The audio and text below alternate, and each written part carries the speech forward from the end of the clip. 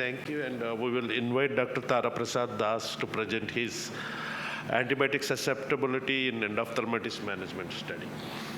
Good evening. I do not have any financial disclosures connected to this topic. Today,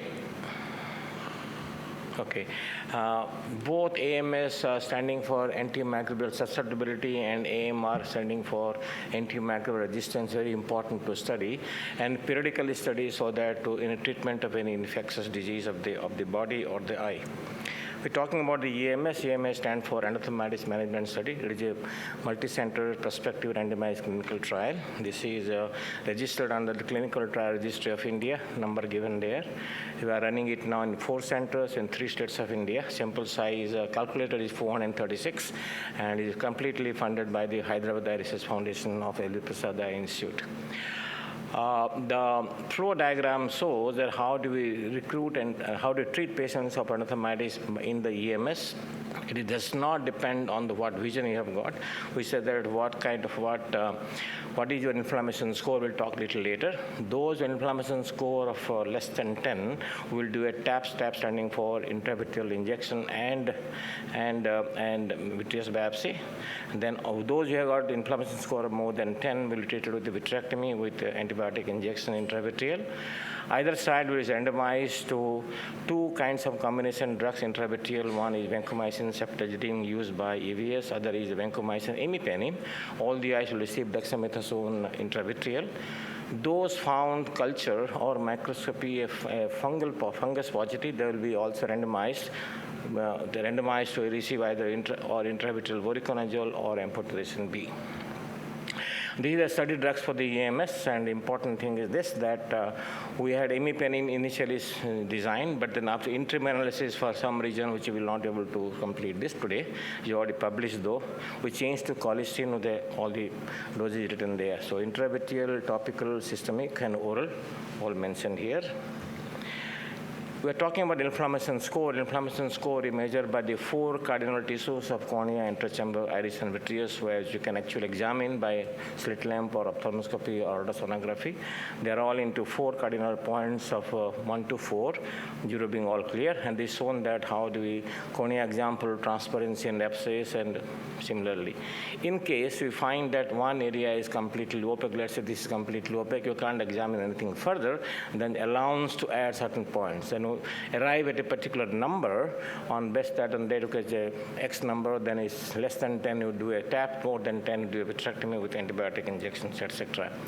While the inflammation score used for a large randomized controlled trial called dexamethasone trial in 1919 and published in British Journal of Ophthalmology, we revalidated with the slit lamp photos, just not the examining doctor, and we also found that they are stable and inflammation score is reliable, reproducible data, so it can be validated further. In the microbiology of EMS, we did not rely only on traditional microscopy, culture, and susceptibility, but also did a molecular techniques of polymerase chain reaction, Sanger sequencing, and next generation sequencing. And I will show you that how this is more important or equally important in addition to traditional microbiology workup. As of November 2023, because we are not allowed to analyze data whenever we want, because these are randomized control trials, there are a lot of ethical issues. By 2023 November end, we had recruited 369 of 436 patients, of which 350 had a culture, and this is the number of patients who had a PCR, and this is the NGS. There you found that while culture was only positive for 30% of the times, PCR was positive for 59% of times, and this is called micropositive, standing for both combined PCR and culture. It was 58% positive, where gram-positive cocci and gram-negative bacilli were nearly equal, and fungi was roughly 11.5%. This is the susceptibility report of gram-positive cocci. Vancomycin was as good as cefazolin and better than gentamicin, and moxifloxacin numbers are written there. Similarly, for gram-negative bacilli, we found that colistin was better than either amikacin or ceftazidime, and both of them are better than imipenem. So our choice of imipenem, that's how we changed, that imipenem may not be a good alternative to ceftazidime, but colistin could be better. We also found that 39% of the isolates were multi-drug resistant, and most of them belong to gram-negative bacilli, very few with the gram-positive cocci or gram-positive bacilli. Then when we found the antifungal, talking about normally used voriconazole and amphotericin B, but we found that most of them time they are resistant to amphotericin B or voriconazole, but sensitive to caspo and other things. This is the importance of the next generation sequencing. We found that those who are culture negative, they actually found to be NGS positive, and most of them were mixed infection. And similarly for the fungi, most of them are Aspergillus niger. Based on this data, which is very absolutely new, first time in presenting here, we can actually design a score of disease severity.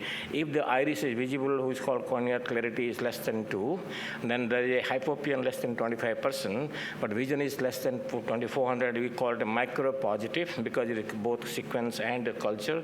We call early, similarly intermediate and advanced. I will show you further data how it happens. We also found published that those who are more than 20 inflammation score, 20 or more, most of them are gram-negative bacilli, which is shown that how high AOC and higher Spearman coefficient score. Then we saw that those who had a mild infection, most of them are gram-positive cocci, the higher ones are gram-positive, gram-negative bacilli, and those who had early symptom, less than 2 days symptom, they had a more of gram-negative bacilli, otherwise gram-positive cocci. And then 1 minute. And I agree with Ajit. And then we're talking about the drugs now. Then while I say that colistin is better or cefazolin is good, be careful because of the half-life of the drug. If you're giving cefazolin or colistin, you have to give it every day if you repeat. If you're giving vancomycin ceftazidime, then alternate day to 3 days. So it's important to remember. Otherwise, give one injection, forget it doesn't happen. It's very important to know the half-life of the drug. In summary, inflammation score is important. Inflammation score helps in making decision-making. Vitrectomy is based on inflammation score, just not the presenting vision, the high and ignoring it. Vanco, colistin are good drug for gram-positive cocci and bacilli. Thank you.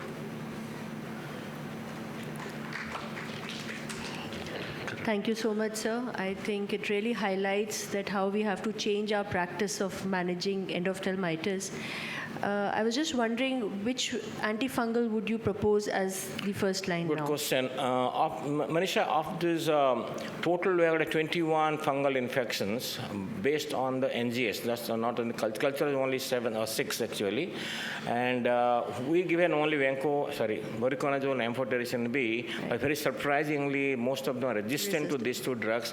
So we are working now. I have not arrived at the conclusion that caspofungin or mycofungin might be better for Indian fungal infection. We cannot be worldwide. So because when you talk about the antibiotic antifungals or susceptibility based on your own area. Right, so sir.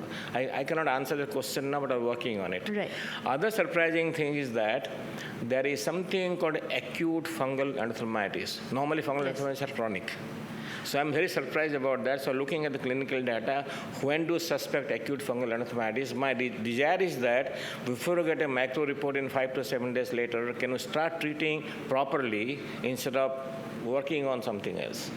Hopefully And so I think we have published that long ago. We have published, he had the first author, he published it many years ago, 1999 in Nature Eye. So we have on the EMS, have published 5 papers, 6 is on the Center for Publication. But I am hoping that if I accept it, then I will talk about the acute fungal post-cataract endophthalmitis, which is a new thing actually in upcoming Guwahati VRSI, if I have the opportunity. Depends on scientific committee chairperson accepting the paper. Thank you. But I think we do very often see an acute fungal endoff, sir, in our setup. I think it's more to do True, but with then classically we read that Yeah. fungal infections are lay, chronic, less hypopyon, That's the classical ABCD. teaching we Classically have. I've known that.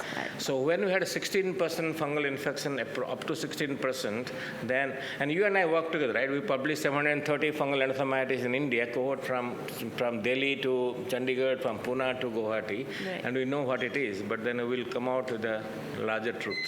Look forward Thank to you. that, sir. Thank Thank you. And currently, what combination would you advise for the delegates? Oh, well, because we are in a study trial, we randomized to colistin, vancomycin, and vancomycin septagidine.